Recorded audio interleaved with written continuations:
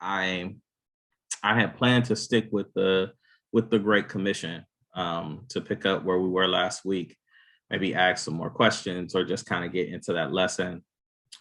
But then some things changed, and my heart has been a very weird place.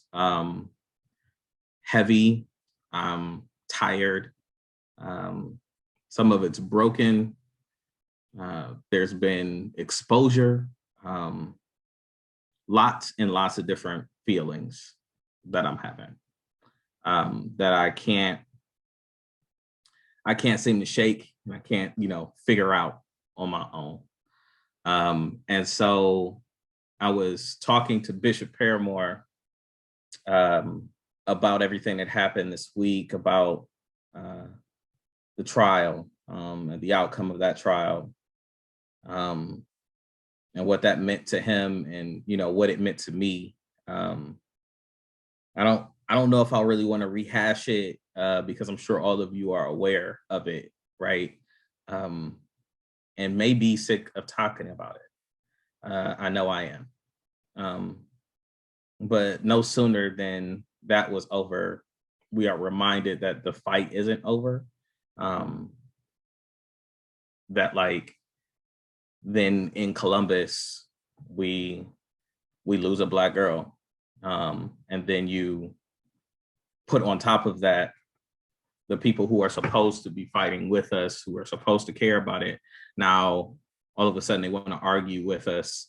Black people, like people who are supposed to care, want to argue about whether or not the shooting was justified, which baffles me, right? And frustrated me even more, right? And so, in talking to Bishop, he said, "Island, you are not just an activist anymore. You're also somebody's pastor." And so in these moments, it can't just be you reacting. There has to be some hope. There has to be something that the Lord is saying in these moments.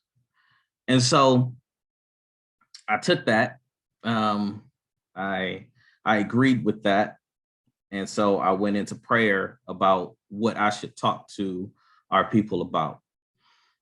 Yesterday seemed to have gone over pretty well. And so I'm going to present to you what I presented to them. And it's going to come from the story of Job. I know that most of you, if not all of you, are very familiar with the story of Job.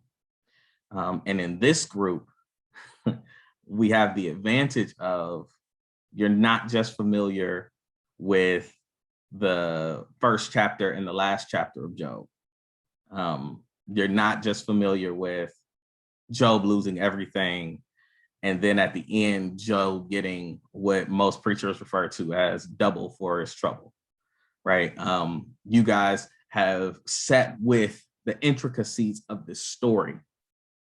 And so if you give me a few moments to walk through it, it gave me a little solace, because the topic that I'm going to talk to you from is also the message that I felt like I got from God, is that trusting God is truly the only way forward.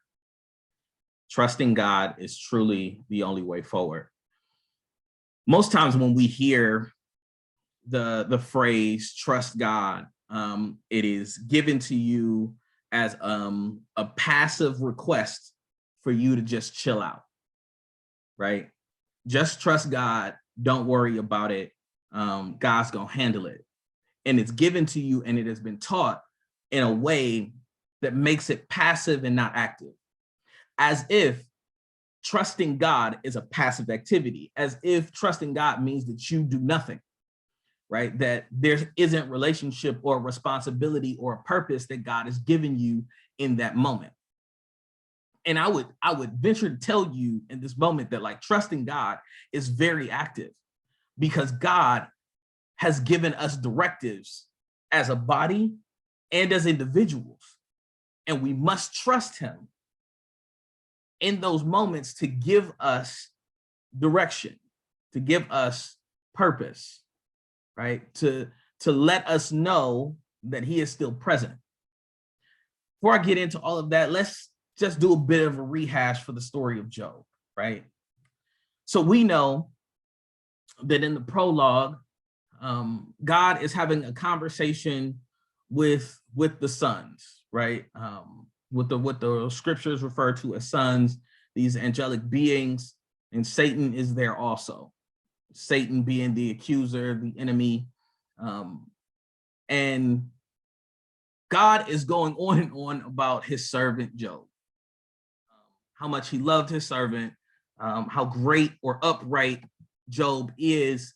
And sometimes we think of Job as almost being perfect, right? If God is heaping all of this praise on Job, Job must have it all together. I would argue that is not necessarily the case, that Job just had a right relationship with God, that he had repented, right? Job is not even an Israelite. He's not in the chosen people. And I found that very interesting. And I thought that you all would too, that Job isn't in God's chosen people, which means that Job could literally be anyone. That it wasn't put an emphasis that you had to be one of God's chosen in order to qualify to please God. That's not what's written here in the text. He was pleasing to God. He had right relationship with God, and that's really all it took. We don't know what mistakes he made, right? We don't know what he did or didn't do. It says that he was right with God, pleasing to God, and he did as God commanded, and that's all it took. That is something that is achievable for all of us. And then it says that Satan comes to God and says, the only reason that he praises you, the only reason that he worships you is because you keep doing stuff for him, right? And we are taught that, like, Satan, he's good at lying, right? It's kind of what he does. But the thing that I think that we have to watch out for is how he says things that seem sort of true. There's a sprinkle of truth in it. It's more of a half truth, because yeah, he worships God because God is always there, and that is not a bad thing. We should worship God because God is always there. We worship God because he is God and God alone. But yes, he's there with me in these midnight hours when my heart aches and I can't touch it. Yes, he's there when no one else is there. And when I can't depend on anybody else. When I'm angry and frustrated and mad, when I'm happy, joyous at the mountaintop, God is always present. And that is worth my worship. And so Satan tells God, listen, let me test him. Let me figure out if he truly loves you. Or does he just love the things that you give him? Right? God says, all right, bet. I'll take that. Just don't harm him physically. Don't kill him. You can do anything else. Right? Interesting. And then, as all of you know, all hell breaks loose and Job loses everything. And I think the part that's important for us is how fast the news came, right? It felt like he couldn't catch his breath. That, like, as soon as one was done talking, there was another one that came. As soon as I heard about one, there were three more that I had never heard about.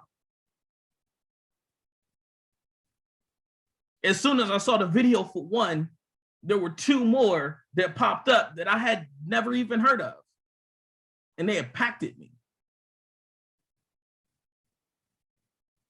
that it was over and over again. And it feels like that's the life we've been living. And it builds on you, right? And so like the response that Job gives is interesting in the moment. You know, at the end of chapter 1, he gives this famous kind of soliloquy where it says to the effect that he tore his clothes and he said, naked I came into this world, naked I shall leave. God gives all things and he seems he has taken all things. Praise be to God. He goes into worship. Weird choice, but that's what he does. It seems to be the proper choice. It's definitely what he does. That the response is that even though I don't know why you're doing what you're doing, I trust you. Even though I can't trace or rationalize why I didn't do anything wrong and you took everything, I trust you. Even though it comes back to back and there seems to be no rhyme or reason or any way for me to stop it, I trust you. So then the story starts to get good, right? Y'all know this. Because his friends come. Before his friends come, and I think that this is interesting, and this is like an insert because y'all deep into the scriptures and I can go here with you. I find it interesting that all of Job's children are taken from him, but his wife isn't.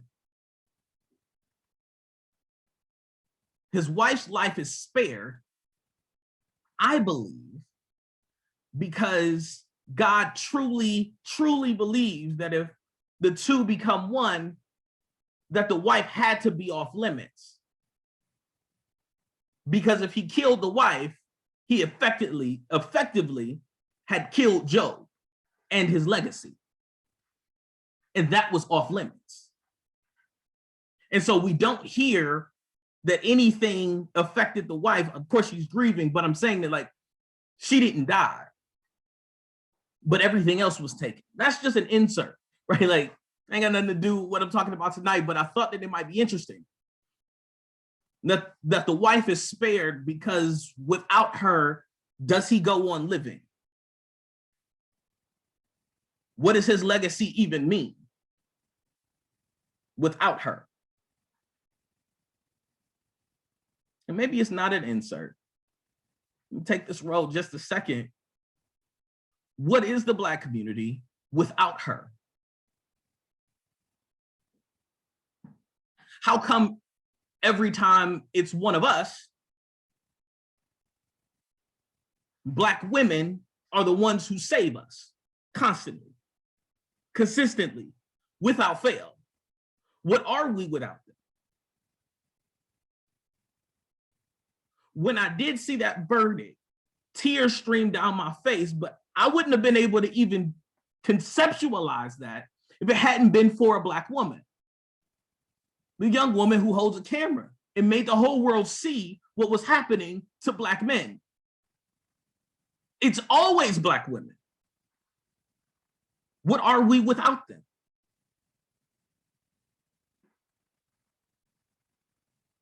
But when it's one of them, we're looking for excuses, off ramps. Well, it wasn't that clean. Maybe she deserved it. That's BS. It's easier not to protect them because you don't know how.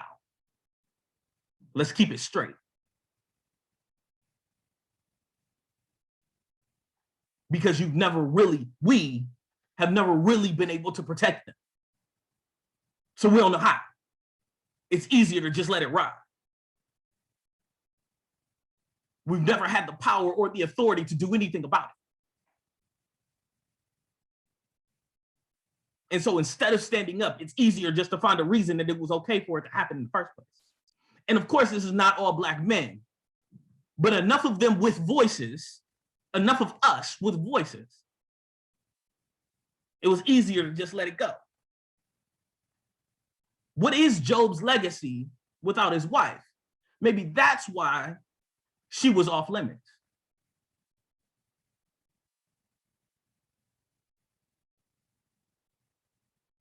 I don't know. It's not in the scripture. Just my little 2 cents about it. So his friends show up. His friends aren't Hebrews either. They aren't Jews either. But they seem to respect the God of the universe, and they believe that they understand God's justice. They believe that if you do something wrong, you are punished. If you do something right, you are rewarded. That it's just that clean. And that if all of these bad things are happening to Job, then he must have done something bad. He must be a bad person because of the situations he finds himself in.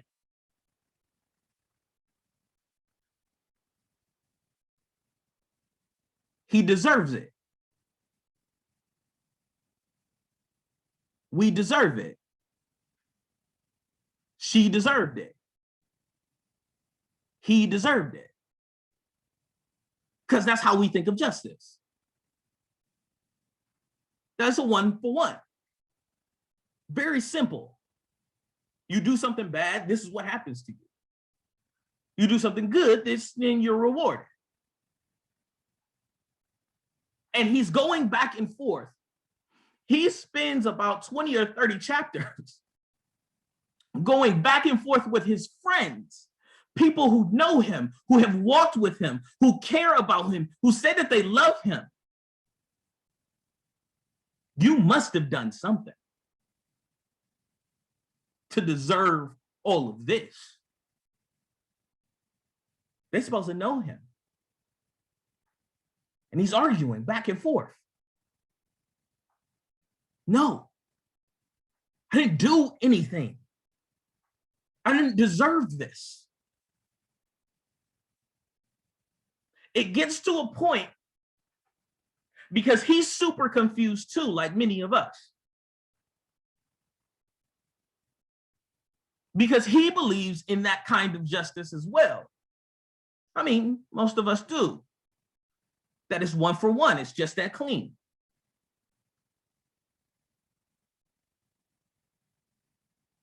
And so now in his grief, in his pain, in his frustration, he turns his attention away from his friends trying to explain to them, or away from his community trying to explain to them, and turns his attention to God. Hey man, what's up? I served you the best I could. I've done what you asked me to do. What's up? Everything that I do is focused on you. I worship you. I give you all of the credit. Heck, you took everything from me. And I still gave you worship. Why are you doing this? Better yet, you owe me an explanation. And I don't want one of your angels. I'm not looking for one of your messengers. Don't send the messenger angel. Don't send none of them. I don't want a bush, none of that. You. And how many times have we been there? I know I have. I dedicated my life to what I believe is your work.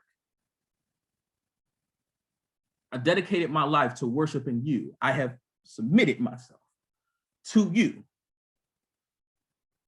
None of this makes sense.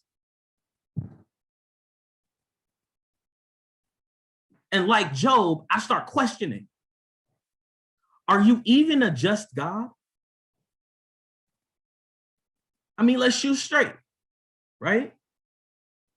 I've given you my life. I'm worshiping you. I'm not questioning whether you're God or not.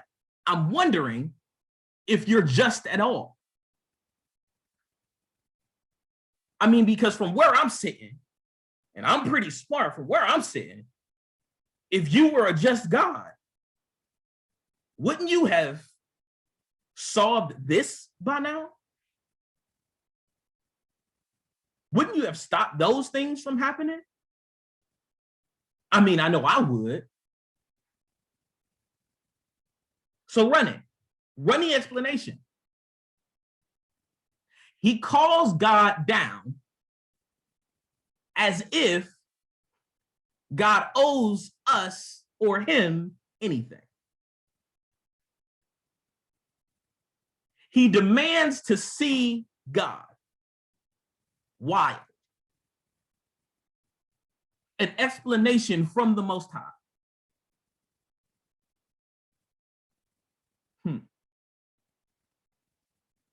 But God loves him and us so much that he always answers the question. God's consistent. He answers when he's called. It's part of the makeup. The question is, will you like the answer? The reality is, I did not and still don't. Because it requires me to trust him. Because God's response to Job was, all right, I'm here. Let's talk. But before we get into the details, I got some questions for you. Where were you when I created the universe? Were you there when I formed the stars? Created solar systems? How about the mating rituals of these mammals? Where were you when I formed them? Where were you when I separated the land from the seas? Where were you when I formed man? I mean, you got all the answers. You can figure this out. Better yet, I'll do you one better. How about you take over for a day? You got this. Let me stop right there. If God gave you the reins of the universe for a day, gave me the reins, I know that there's probably a lot of good people who would die because I couldn't properly define what was good in the moment. And Job, loving God, realized in that moment that he had screwed up. What God had taught him and is teaching us through that is that you don't have the perspective, the knowledge, or the experience to understand truly what justice is. We talk about it. We hit at it. We don't have the perspective to understand true justice. We are talking about a God that in order to give us access to him, took a part of himself, formed his son, sent him to earth to be mocked, ridiculed, and murdered, just so he could satisfy a debt. That's that God kind of justice that makes absolutely no sense when you say it how it happened and take the divinity out of it for just a second. It makes absolutely no sense. We would call that child abuse or murder. If God did that and God was a man on earth, we would send God to prison for that. You did what to your son? For what?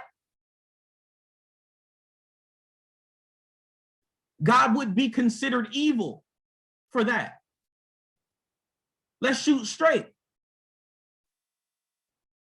He gave us a glimpse into perspective on justice for him, and even that made us go a little nuts because it makes no sense to us.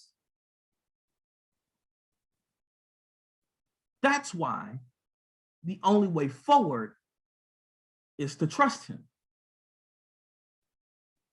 because I don't have the God kind of perspective. But trusting him isn't passive, because God is also the only one who can give directives. And so not only is he the only one who has the perspective of what true justice is, he's also the one that can give me the directive to put justice in motion.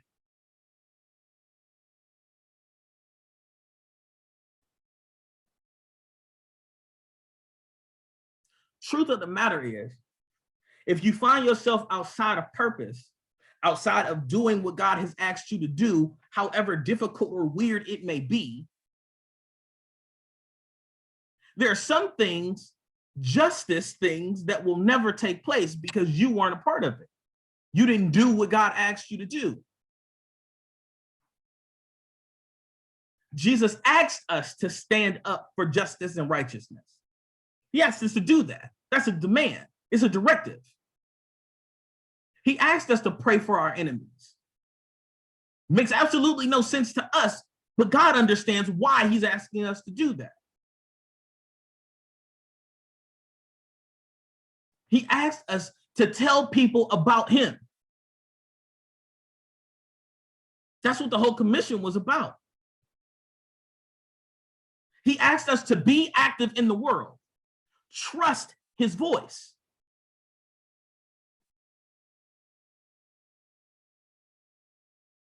And so after that interaction, God never answers the question, not directly anyway. We never find out why Job was chosen, why God allowed that conversation to even take place against Satan. He never answers the core question of why bad things happen to good people. He leaves us with the understanding that you just don't understand and you need to trust me. And I think that's why I didn't like the answer. Because I have a church full of young Black women who give their lives daily to make the world around them better. And I ain't got no answers, not no clean ones. I serve Black men who are trying to make heads or tails of how to live this life properly. And I didn't have no straight answers. All I have to give you is trust God. It makes me sound like the kind of preachers that I was frustrated with, that would tell me, trust God, it'll be okay. But I didn't understand their perspective at that point. I don't know if I understood what it meant to trust God. Now I do. And so my small part was to share this with you. At the end of that story, God does something weird. I know that it's taught over and over again that like Job got double for his trouble. But that makes no sense. Because I don't care if you have double the children, you still lost the first set.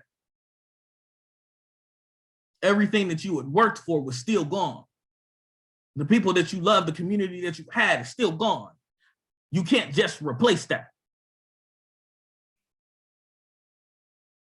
So it is my assertion that this isn't a reward for good behavior. It's my assertion that trust goes both ways. That we trust God and then God trusts us. And so he gave Job double what he had before, not to make amends for what happened, but because I can trust you to make sure that my glory